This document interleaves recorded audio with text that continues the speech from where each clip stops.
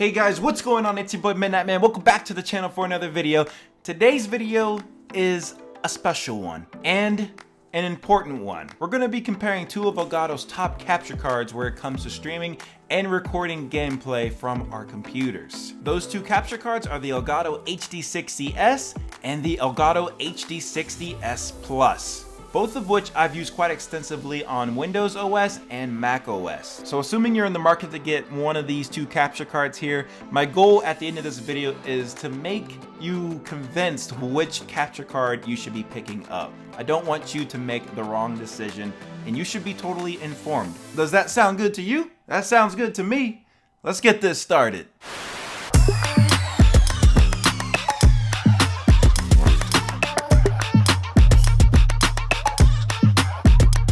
Okay, let's first start off with the price of these two capture cards. The HD60S is gonna come in at $180. You can pick it up on Amazon. You get that Prime, so you get it in quick. Pretty cool, right? And it's a solid capture card. We'll go into this more the specifications here in a second. The HD60S Plus comes in at $200, but it's not available on Amazon, so you'll have to pick it up through Elgato's website. Only a $20 difference between these two capture cards. So is that extra 20 bucks to get the S Plus gonna be worth it?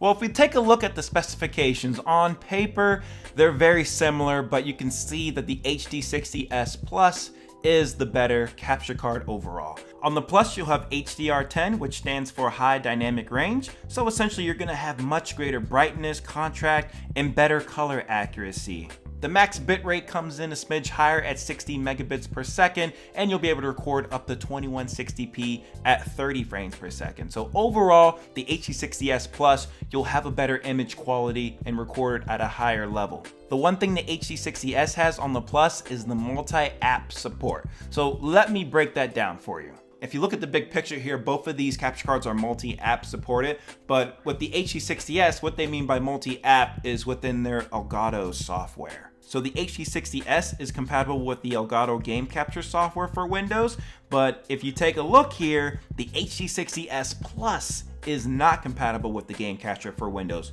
So what are you gonna use for Windows then? Well, you're gonna use the 4K capture utility tool, which is compatible with the HD60S and the HD60S Plus. It looks like on the Windows side of things, they're trying to push the 4K utility tool more, because that way you're gonna be able to record it in a higher quality. You can also split down your video and your commentary tracks. It's set up to be a solid gameplay recording tool more than something you can also edit the gameplay clips in. That's what the original capture card software is for. Now, what about the compatibility on the Mac OS side? Well, for Mac users, you'll be able to use the HD60S and the Plus with the original game capture software. In the case you have a Mac and you want to use the Elgato HD60S with OBS or Streamlabs OBS, which just came out by the way, go check it out, you'll have to download OBS link. If you're trying to figure that out, luckily I made a video on it already, so you can check the card here or link description below. You might be asking yourself, where's the HD60S Plus for compatibility with the OBS link? Guys, you don't need it with the Mac. It just works natively, meaning you can plug in this capture card to your computer, open up OBS, and it will work using the game capture as a device. Let's get a little deeper here now. I've owned this Elgato HD60S for a little bit over 2 years now, so I have some good experience and some bad experience to share with you guys regarding this capture card. Using the free standard downloaded Elgato game capture software, I had no problems recording and streaming on Windows and Mac, even connecting all the cables and setting everything up. I mean, really no problem with that. But here's where things got a little bit dicey. I wasn't feeling the Elgato software with streaming. There's just not a lot of features within it. For the longest time, I was using the Elgato software with the HD60S to do my live streams. It did the job, but it just wasn't as customizable as I wanted it to. So fast forward, I think it was September when Elgato announced that they were releasing the OBS link, so that way we could use OBS Studio to do live streams. And I was like, yes, this is perfect. This is exactly what we all want, especially Mac users here, so we can have more customizable streams. So I had already downloaded OBS.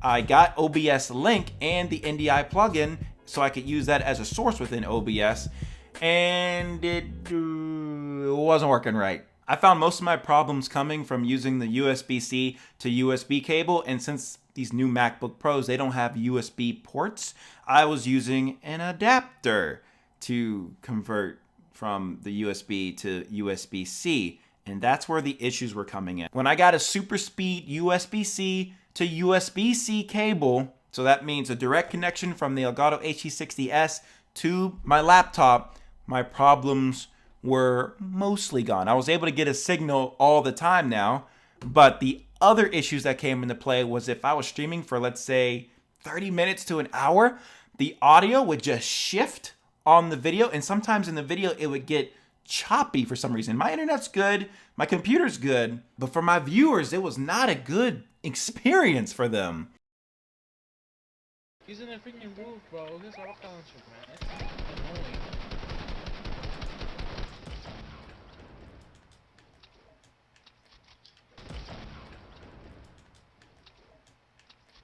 Like, the stream is fine and working well for the beginning, but then it just stops working how it should. So when my viewers tell me this stuff while I'm streaming, I had to disable and re-enable OBS link every time my audio got thrown off or the picture got thrown off, like whichever. This got so annoying to the point to where I decided that I'm gonna use Boot Camp on my Mac so I can partition my solid state drive to have a portion of it for Windows so that I could download OBS to that. And using the HD60S there, I had no problem, no lag, no audio getting shifted.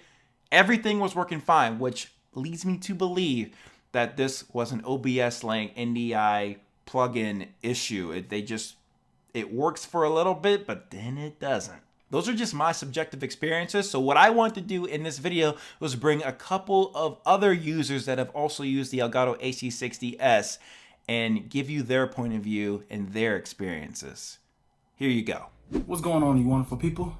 So my experience with using Streamlabs OBS on a MacBook has been very great. After I took the time to really learn the software, because when you use Mac, you just got to be very patient to learn, take extra steps to learn other things, because there's different than PC, but the experience has been great. It works, everything works well, works smooth. I just have one only problem, Elgato. Now, if you use the Elgato HD60S, I'm not gonna let you know, there is going to be a little delay, and that kind of starts to piss me off a little bit, because I'm still working on how to figure that out, how to fix that delay, get everything set up until I get the new one, the HD60S Plus.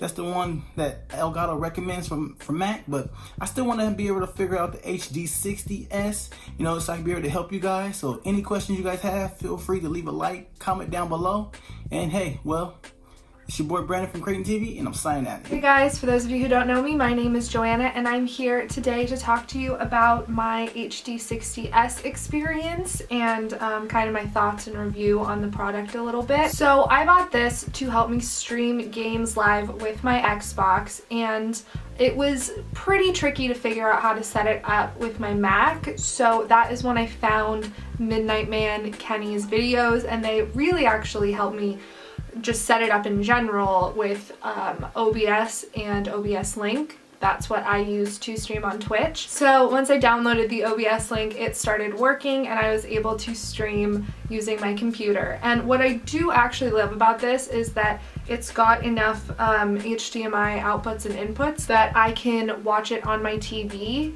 and also stream it on my computer, so that I have that bigger screen that I can play on, and then I can also stream it instead of just having to look at my computer screen. The only things that I've still been trying to figure out while streaming, because I'm kind of a new streamer, is the volume and audio options on OBS. Like, my talking is not completely muted because sometimes the game can get really loud. I think it just depends on what software you're playing on, what console.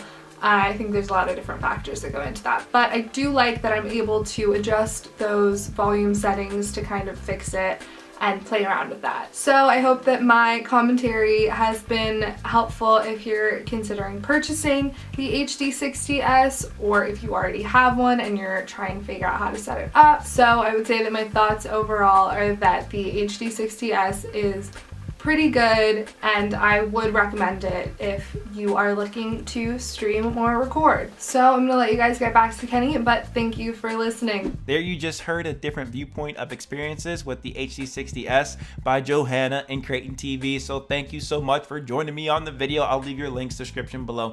Don't worry, go give them a follow and check them out. Let's now get into the HD60S Plus. This capture card works just as good, if not better, on Windows using the 4K utility tool and OBS and Streamlabs OBS. Now, of course, my main interest with the HD60S Plus was seeing how well it worked with OBS on Mac. My initial test, it looked good. The picture quality, perfect. Audio, I had no audio. I'll be a little bit more straightforward here. I didn't have the chat link cable audio coming through. Without it, yeah, HDMI, that came through without a problem. But I like using my headphones to hear my gameplay. For some odd reason, the same settings I had for the HD60S to record chat link audio was not working with the Plus. So I ended up reaching back out to support, and they told me that the HD60S Plus uses a standard UVC driver, which makes it plug and play with macOS and Windows. But what you have to do with the HD60S Plus is, if you're using Mac, you need to have the Elgato game capture software. You load that up, and then you go into the settings and you have to switch that to analog. I did not have to do that for the HD60S, but I had to do it for the Plus. On Windows, I also didn't get audio, so I had to do something similar by going into the 4K utility tool, going into the settings, and then setting it to record via the analog. Thank you, support, because after that, I was flying. Using OBS with that capture card on the Mac was working beautifully from there on out. Like, my streams, solid. You guys have been telling me, hey, nope, the audio's not off. It looks good, picture quality. You know, you're rocking. I mean, I was very happy to hear that. That's just great. Compared to the HD60S, where, you know, I'll throw some clips on screen right now, where there's just that little bit of delay on OBS. And of course, like I said before, the audio and the video picture were thrown off on my streams. But if we look at some HD60S Plus footage here, we can see that the gameplay and OBS are almost perfectly synced up. Guys, there's literally no lag here. It's beautiful. If you made it this far in the video, that's really the biggest difference between these two cards. The HD60S Plus is lag free. The HD60S, you're susceptible to lag potentially. Instant game preview and lag free are not the same thing. HD60S Plus, it makes sure that my video and my audio are always together. They do not get thrown off at any point when I'm doing recordings or streaming to YouTube. It is just beautiful, guys. Okay, you're probably sitting there now saying, all right, which capture card do I get then? HD60S or the HD60S Plus? Well, if you don't own a capture card whatsoever and you're on macOS or even Windows, I say go for the HD60S Plus. Just spend the extra 20 bucks, man. The 20 extra bucks for the HD60S Plus doesn't really show its justice, because you're getting a better image quality. You can record up to 2K at 30 frames per second. As long as your computer can meet the minimum specifications for the HD60S Plus, you're gonna be in business. It's gonna be lag free. Your audio and your video won't be thrown off. It's gonna be together, I promise you. It is beautiful. You know what? I have to commend Elgato for having that quick turnaround, getting the HD60S Plus out after the initial release of the HD60S. They probably realized the issues with the HD60S, and we're able to fix those with an updated capture card. They do need to get this thing up on Amazon, and that'll make it a little bit easier for people to realize what's out there and to get the best thing possible. Us macOS users have gotten some great headway where it comes to the compatibility between Elgato and macOS, but we still got some things to come. That new 4K 60S Plus capture card that Elgato just released, that's not even compatible with macOS. We also don't have access to the 4K utility tool, which we can record in higher qualities on macOS. Something else Mac doesn't have is the Elgato sound capture tool. But even without those things, I feel that my stream setup is in a great spot right now. I'm gonna show it to you guys at some point soon in another video. But this S Plus, man, it definitely, it saved me. If you still don't trust my word for which capture card would work best for you, go on to Elgato's website. They have a feature where you can put in your setup and it would tell you the best capture card that would work for you. For the Mac users, they don't even list the HD60S. They know that there's issues with it. Whew.